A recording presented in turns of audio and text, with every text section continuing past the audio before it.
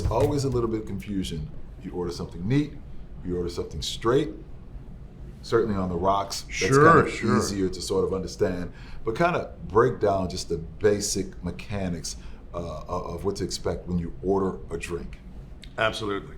So typically when I'm trying a new spirit, especially one, whether it's a whiskey or another spirit I've never tried before, I like to do it just by itself, neat, or at room temperature. That way I can really get an idea, do I need to add anything to it? Do I want something more to it? Because I may just like it the way it is. Neat at room temperature, that's what neat means. It's always going to be a little bit more of the umami, a little bit more of the earth when it's at room temperature, because that's the way our palates digest it. Yep. When it's on the rocks or with rocks on the side, if I want to put my own rocks in it, we're going to get some sweeter notes. So a couple reasons why I would do that. If I'm going to have a longer session, smoking a cigar, sitting at a bar, I want to really water it down some so I can sip on it, enjoy it for a while. Also, it can help open it up. Not that it always needs to be opened up, but it can help open it up. Or if I'm maybe just feeling warm and I want to cool down.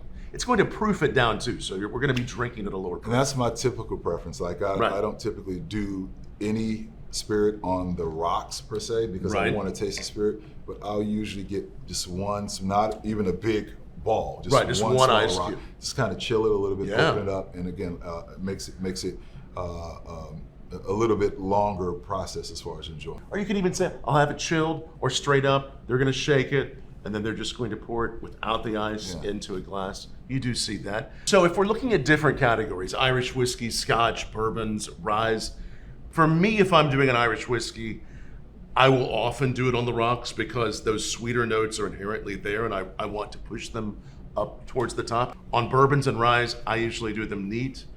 On Scotch, I would say neat. I think it's just all a personal preference. But I think it just all depends on how long you're going to be here. Do you want your whiskey to last for a while? Do you want it to open up? You sort of mentioned, just enough to open up the spirit. Elaborate on that.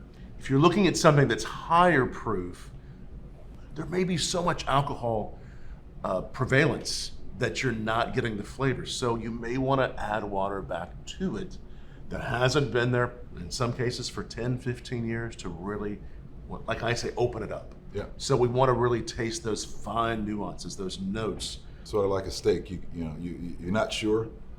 Order it rare because you can always cook it. Yeah, that's right. And once it's well, you're stuck. Absolutely. So it all comes down to personal preference. Those are a few ways I enjoy whiskeys. How do you think that applies to cigars? Well, it's sort of the same thing. I don't know that the landscape of cigars is as varied as whiskeys and brown spirits in general. Right. But as far as the pairings, it really it's as I said, a personal preference. You may want to pair a milder cigar with the Irish whiskeys, right? Because that's typically a milder expression in the category, right? A little bit more floral, a little bit more fruit forward. Milder cigars go great with that. If you're doing some of the peatier or smokier expressions, yes.